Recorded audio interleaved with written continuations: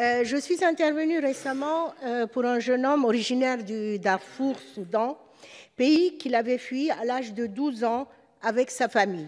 Après avoir passé plusieurs années dans un camp du HCR au Tchad, Abdel avait rejoint l'Europe par l'île de Lampedusa avant d'arriver en France.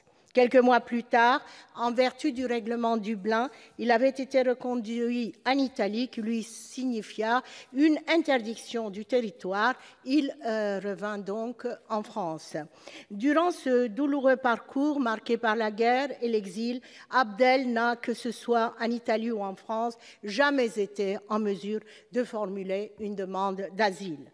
Cette situation est loin d'être unique, vous le savez bien. Elle vient toutefois illustrer sans ambiguïté la nécessité, si l'on veut que le droit d'asile ait encore un sens, de revenir sur le règlement Dublin. L'Union européenne ne s'y est pas trompée et la Commission européenne s'est attelée à la refonte de ce règlement qui détermine l'État membre responsable de l'instruction d'une demande d'asile. En France, le Parlement examine en ce moment le projet de loi Asile et immigration sans aucune considération pour les négociations et travaux en cours au niveau européen. Ma question est simple. De quelle manière le gouvernement compte peser et quelle position il compte défendre au niveau européen afin de rendre, comme il prétend le souhaiter, le droit d'asile effectif en France et sur le territoire européen. La loi nationale s'adressant surtout sur cette question est dirigée surtout pour les futurs électeurs pour des prochaines élections. Merci, cher collègue. Madame la ministre.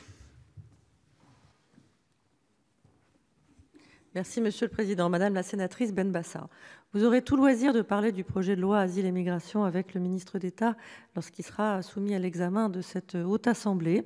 Je crois qu'on peut tout dire sur ce projet, sauf qu'il a des visions électoralistes. Il est là pour faire en sorte d'améliorer la situation que nous trouvons et qui est que nous n'accueillons pas dignement les demandeurs d'asile et que nous ne raccompagnons pas de manière efficace les migrants illégaux qui se trouvent sur notre territoire. C'est donc tout sauf un projet de loi démagogique, c'était un projet de loi destiné à mieux traiter cette question. S'agissant de Dublin, le règlement de Dublin a été décidé avant la vague migratoire de 2015 et à l'évidence, cette vague migratoire a mis en difficulté les pays de première entrée qui se sont trouvés confrontés à un très grand nombre d'arrivées de demandeurs d'asile, mais de demandeurs d'asile qui, comme probablement le jeune homme dont vous faites état, n'ont pas souhaité demander l'asile dans le pays dans lequel ils sont entrés. Madame, vous levez les yeux au ciel, mais lorsque l'on arrive du Sud-Soudan, on peut décider de faire du shopping de l'asile et trouver qu'on est mieux en Suède qu'en Italie, mais enfin tout de même. Aujourd'hui...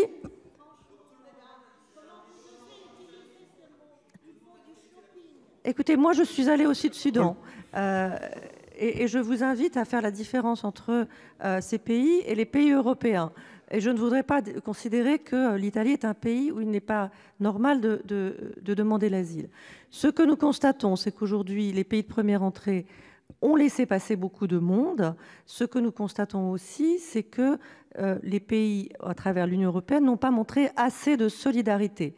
Et je prends pour exemple les pays à l'est de l'Europe, certains d'entre eux qui ont décidé qu'ils n'accueilleraient aucun demandeur d'asile, malgré une décision du Conseil européen et malgré des décisions de la Cour de justice de l'Union européenne. Ce qu'il faut aujourd'hui, c'est renforcer à la fois la responsabilité des pays par lesquels les demandeurs d'asile entrent dans l'espace européen et la solidarité de l'ensemble de l'espace européen. De ce point de vue, la présidence bulgare du Conseil de l'Union européenne a fait une proposition que nous soutenons, c'est-à-dire de traiter la situation soit lorsqu'elle est normale, soit lorsque une crise migratoire commence, soit lorsque cette crise s'aggrave, avec des obligations de solidarité différentes vis-à-vis des États de première entrée, solidarité financière, solidarité en expertise et solidarité en matière de relocalisation volontaire ou obligatoire lorsque la crise s'aggrave. Conclure, Madame la Ministre. Aujourd'hui, l'Italie n'a pas un gouvernement en mesure de porter une position. Nous attendons avec impatience l'arrivée d'un nouveau gouvernement italien pour essayer d'avancer sur une rénovation du règlement de Dublin. Il vous reste 39 secondes, chers collègues, si vous souhaitez répliquer. Je profiterai de ces secondes pour vous dire, Madame la Ministre, que vous êtes toujours dans la rhétorique, ce qui confirme mon idée. Il n'y a pas une crise humanitaire seulement, mais surtout une crise de l'accueil. Et aujourd'hui, vous avez donné l'exemple en parlant en plus de shopping. Mais comment pouvez-vous utiliser ce mot pour des gens qui sont dans la misère, dans l'anxiété, dans le dénuement? Comment? Je me le demande.